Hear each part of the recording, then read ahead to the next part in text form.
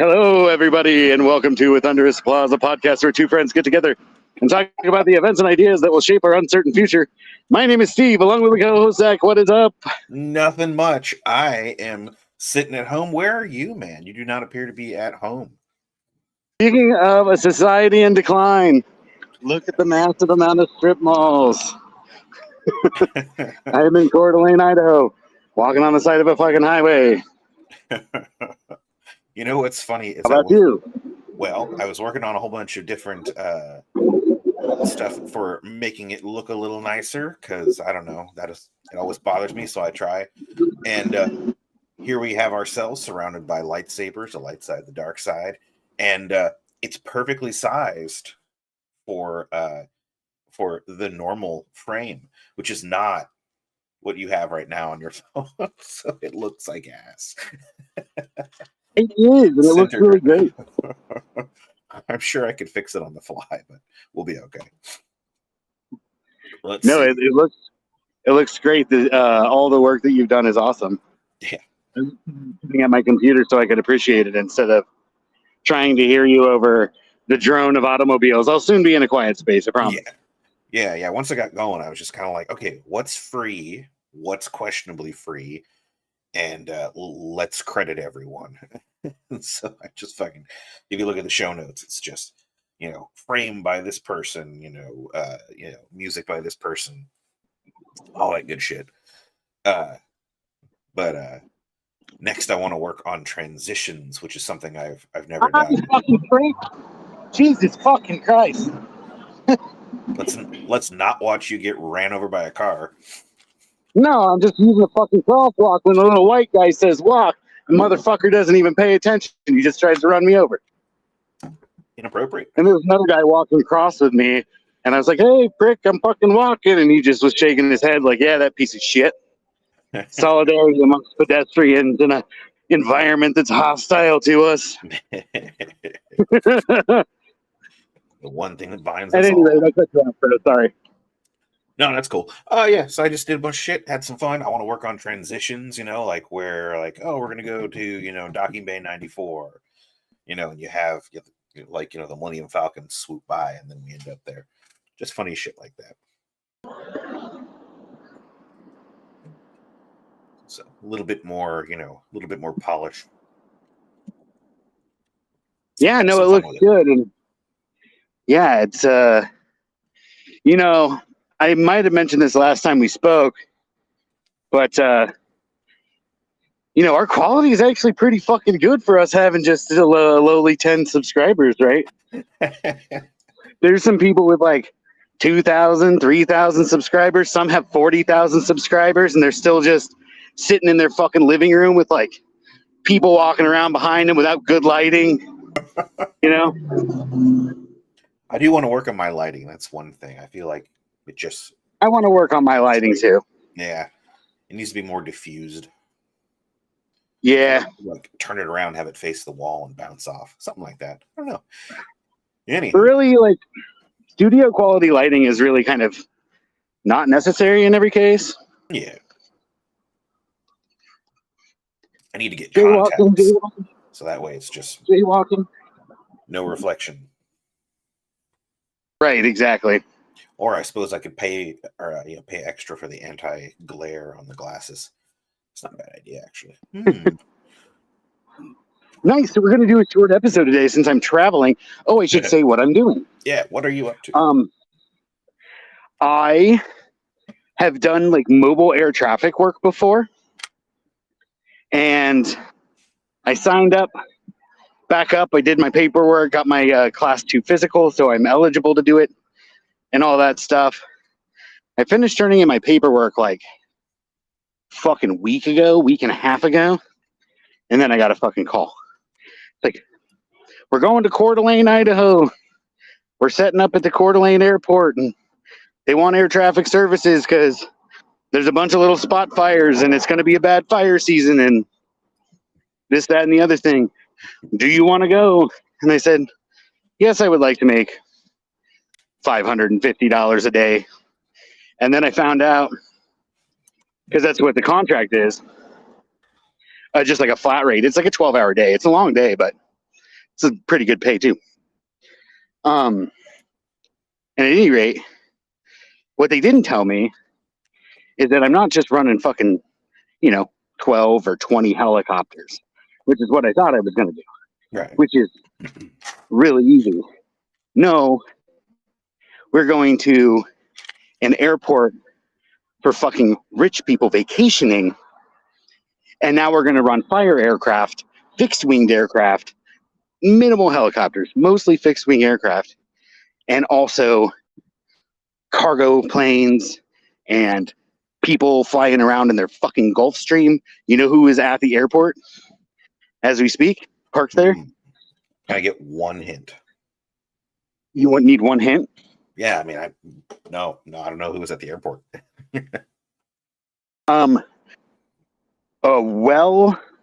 A very big name celebrity, very wealthy, very big ass.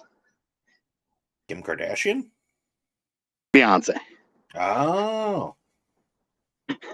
Or maybe it was Kim Kardashian. No, you're right. It is Kim Kardashian. You would know the difference. I don't know. I just heard the airport management people talking about it, and they're like, "Yeah, so and so was here earlier this week, and she's flying in a beige Gulfstream." I was like, "Oh no, we rode past them when we were driving in, because we had to like circumnavigate the airfield." So anyway, rich people, and so rich people probably fixed wing, flight school, bunch of other bullshit that I'm not super stoked about. Mm-hmm. And I thought I was just going to go. No, but I can get paid the same fucking thing to go sit at some like little like uncontrolled like slab of pavement and just run helicopters. Yeah. Seems like an experience though. Oh, it is. Yeah. And all of the meals and shit are on the company dime. So we just went and had fucking steak. Do they pay for alcohol or is that on you? Oh no, I was probably the one that drank the least amount of alcohol. I had like 2 beers. And everybody else was like 4 beers, a couple fucking double cocktails. But then I'm like, I'll just go buy a tall can. I'm not like, I don't need to get lit at the Texas Roadhouse. But then you're gonna eat those rolls. We didn't get rolls, and when we used the little computer at the table to pay, it asked us a bunch of questions, and the first one was, "Did your rolls come out promptly?" And we're like, "What the fuck? We didn't get no fucking rolls." But they were super busy, and the waitress was like, "Sorry, that just kind of happened." Well, can we get rolls now? Oh no, we have lost Steve Solo. Oh man, so yeah, that was fun. That was quite questionable situation. Steve out in Idaho. Oh boy. So yeah, there he goes. Yeah, just a sec. So yeah, you're back. So what are we going to talk about?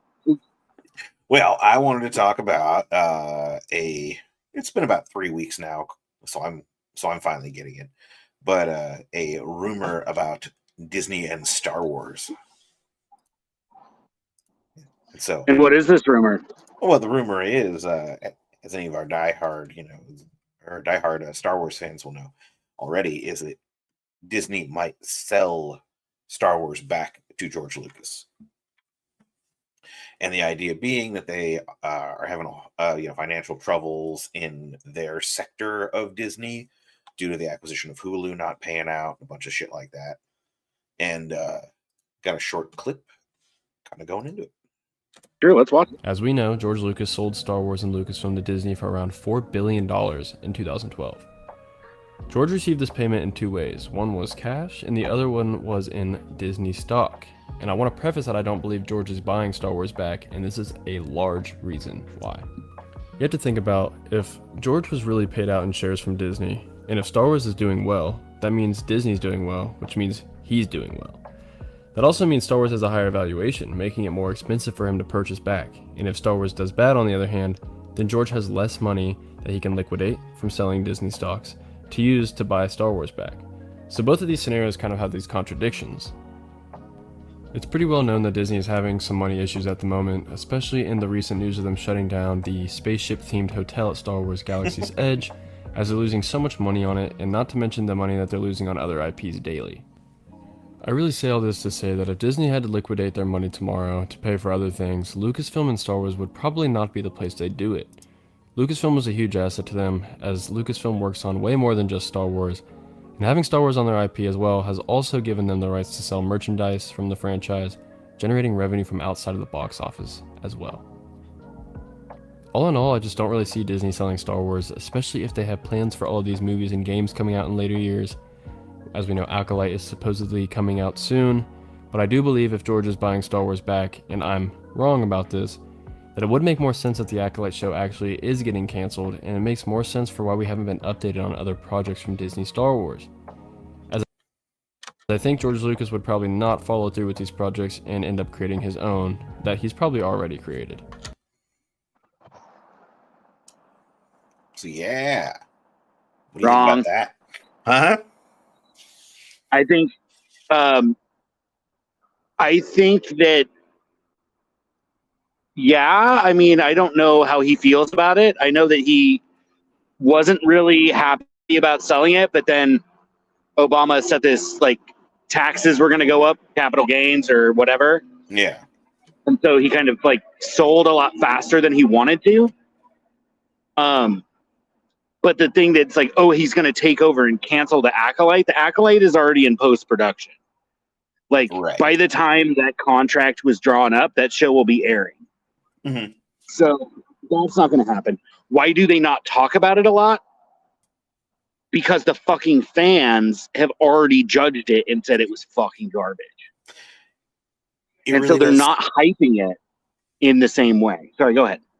I mean, I find the whole concept interesting, but it does seem like, they would love to maintain their prior like ultra secrecy, with regards to filming and all that stuff. Like I remember when episode 1 was released, there was all this talk about like, oh yeah, the sets are really closed off and everything. Like they'll rent like entire islands when they don't need, like they don't use the entire island just so they can, get all the people off. They're like, hey, all these restaurants, we will pay you to take a vacation so that we can actually, Right. have nobody but our own people here. Yeah. So I mean, yeah, and imagine when Phantom Menace was being made, it was a lot easier to keep shit under wrap because not everybody had a video camera in their fucking pocket. Yeah, I know when episodes, it was either 7 or 8 was coming out, there was all kinds of stuff where people were just like going by in their boats with like high quality cameras trying to capture something. Like kind of ridiculous.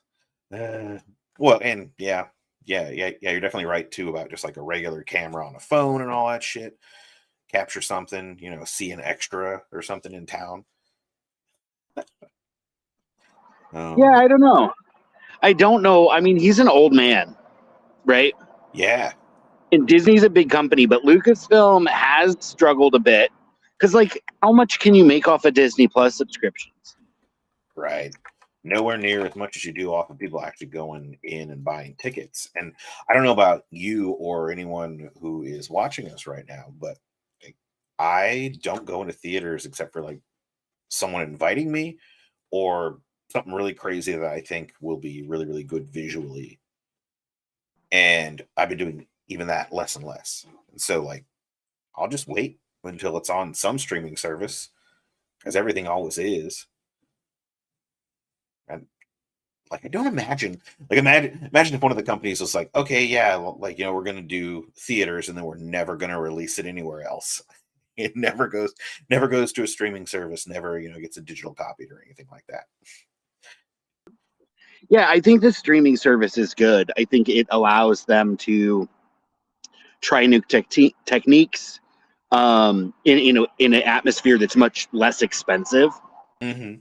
It allows them to bring in less experienced actors, and less experienced directors, and they're not on the hook in terms of like whatever. I don't know how much. I know the Mandalorian was expensive, but it was still like what, 20 million an episode. So even like a full season of the Mandalorian would be like 150 million, whereas like episode 9 was absolute horse shit, and I think they spent like 350 or 400 million dollars making it. Yeah. Or whatever it is. Don't quote me because I don't have the numbers. But movies cost significantly more, and they have much larger crews. And so I don't know. I think that there's a value to it, but I also think that they have to release full length like movie feature films. Mm. And you can see with this writer's strike, like they haven't fucking budged. And it's been going a lot longer than I thought it was. I thought it would be settled up in 3 weeks. Yeah. And it hasn't. And that just tells you how much the studios are like, no, we're not going to give you more royalties because like this is what's keeping us afloat in terms of like our shareholders are happy. Mm-hmm. Yeah. So I don't know. You got another thing on ChatGPT, right? I do. Yeah. I just wanted to talk about shortly about a seeming lack of interest about ChatGPT. Let's see. And this was on fortune.com, and they're basically saying that they've seen a 10.3 month-on-month decline, and the number of unique visitors dropped a bit, a little, or almost 6. I mean, nothing too major, but the novelty, I think, wearing off is kind of getting some people. Like, I haven't used it because, it's not the greatest tool ever, and it's kind of repetitive and feeds back what you give it if you don't play. Yeah. But then also I love it because one of the people who's like researching it says summer vacation is to blame. Because all these kids that were using it for homework aren't using it for homework anymore. Oh man. And that was their greatest concern too. Like, oh God, no one's ever going to do any homework anymore. Yeah. And so let's see.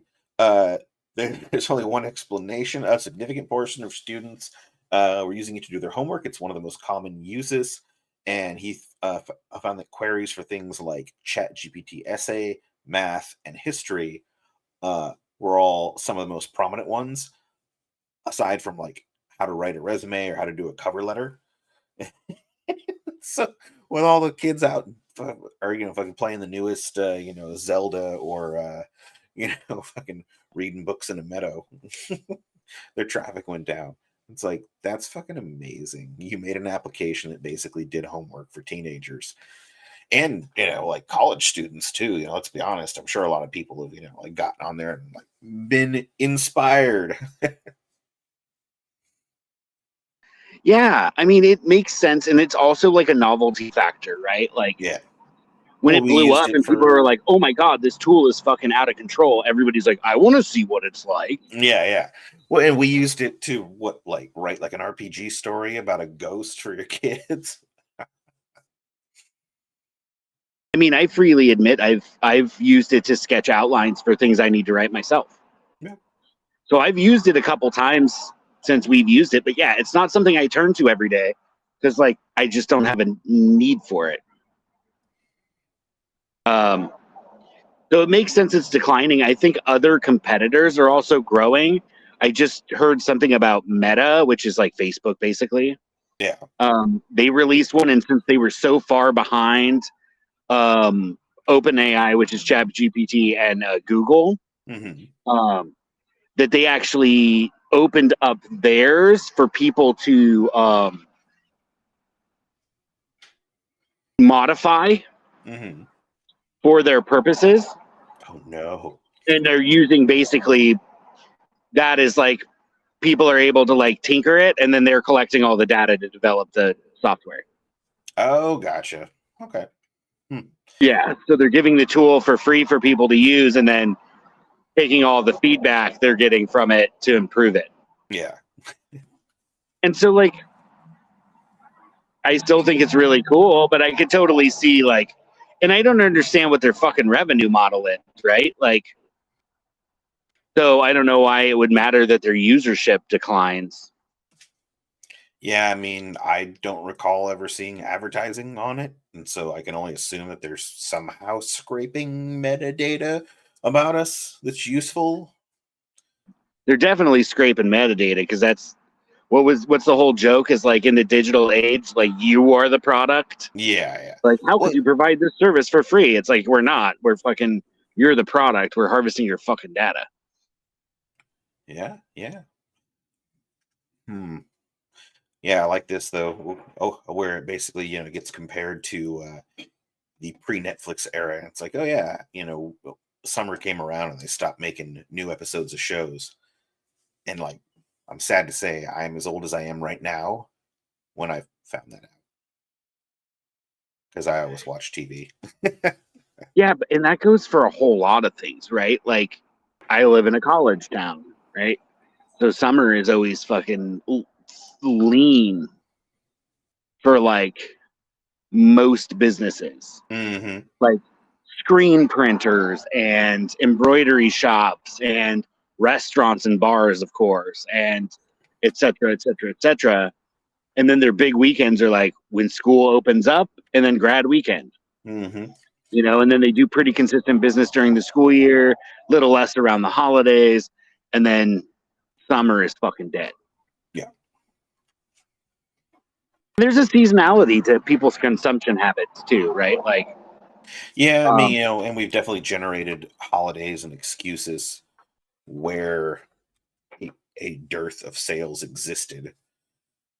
Like, I do not believe that Christmas was ever this commercialized until a bunch of people were like, we're not making money right now. Let's fucking sell shit. Christmas yeah, is right. The now a whole gift giving holiday. yeah, the whole concept of a Black Friday is that most retailers lose money all year until then. So it's the day they get in the black. Oh, Yeah, that's my understanding of why they call it Black Friday, is because most retailers kind of lose money or break even all year, and they make all their profit like in the last, you know, 6 weeks of the year. ah, fuck, dude. What a desperate I life. don't know, and I don't even think that model really works anymore, right? Because I don't know. I don't go Christmas shopping. I never really have been big into it. Yeah, and I don't know a lot of people that go out and do Black Friday anymore either. I mean, I know that it happens, but I don't know them personally, I guess. And Yeah, I don't know if in my lifetime I've had any family members, maybe some cousins one time, mhm. but I don't know anybody that ever like camped out at stores and shit. That was a thing that existed for a little while, and then online shopping became a thing, and like Yeah, now people don't even go to stores; they just fucking buy it online and have it shipped in separate packaging to direct to your house. I'm trying to think about it because I went to visit family and I had a rabbit, so it must have been after 2007. And so I went and visited, and like at that point, online shopping was pretty prevalent, and like half the damn family went shopping and showed up at 3 a.m. I think it was to wait in line, Yeah, and it's just like, wow, this is really happening. Well, I'm glad it's the step side of the family. And of course, they came back with a bunch of stuff. And I remember one of them was like, "Oh yeah, I got this laptop for like, $150 or whatever." And I was like, "Let me see it." And I looked at all the specs and everything, and I was like, "Well, it's garbage. I hope you're happy with it. Like, it'll be good for typing and maybe watching videos. Not much more." right. Yeah, that's a big part of it too, right? My Well, parents did that one time. We're like,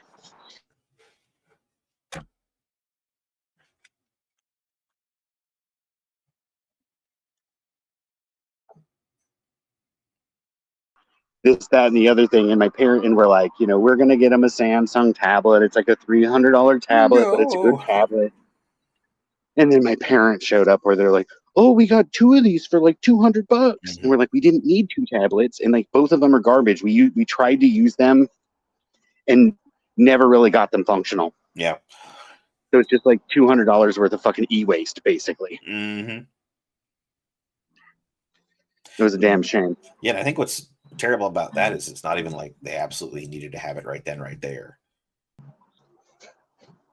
And so you just Yeah. kind of made e-waste for no good reason. Anyway, eh, Yeah. Well, that's cool, man. I appreciate all the hard work you've done to the fucking yeah, channel.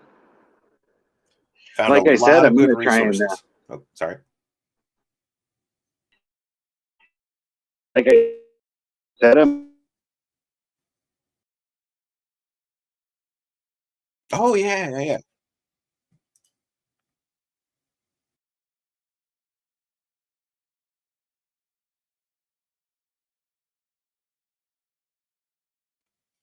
Yeah. I mean, I don't know anything about that. I'm sure I could look into it. Uh,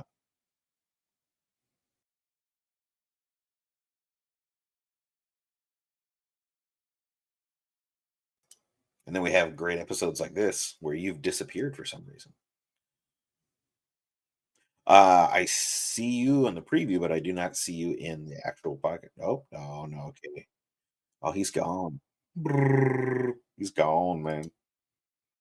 No! Steve had died. I do not see him. Yeah, man, where are you? Hmm. Did you not hear me?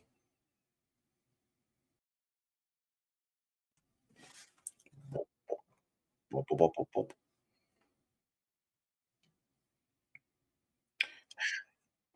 Prepare for dancing.